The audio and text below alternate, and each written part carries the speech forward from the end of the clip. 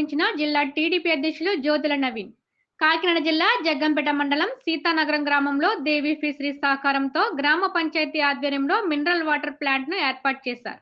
ఈ కార్యక్రమానికి కాకినాడ జిల్లా తెలుగుదేశం పార్టీ అధ్యక్షులు, జిల్లా పరిషత్ మాజీ చైర్మన్ జ్యోతుల నవీన్ ముఖ్య అతిథిగా హాజరై మినరల్ వాటర్ ప్లాంట్ ను ప్రారంభించారు. ఈ సందర్భంగా జ్యోతుల నవీన్ మాట్లాడుతూ, సీతానగరం గ్రామంలో ప్రజల దాహార్తి తీర్చడానికి దేవి ఫిషరీస్ యాజమాన్యం మినరల్ వాటర్ ప్లాంట్ ఏర్పాటు చేసిన యజమాని వీర్రాజుకు ప్రత్యేక ధన్యవాదాలు తెలియజేస్తున్నానని, వారిని మన ముందు మరెన్నో సేవా కార్యక్రమాలు చేయాలని మనస్ఫూర్తిగా కోరుకుంటున్నట్లు నవీన్ పేర్కొన్నారు.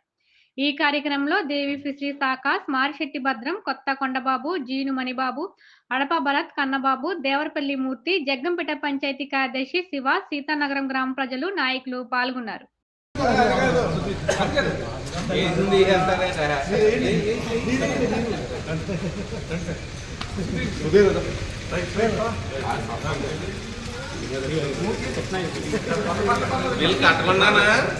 అందరికీ నమస్కారం.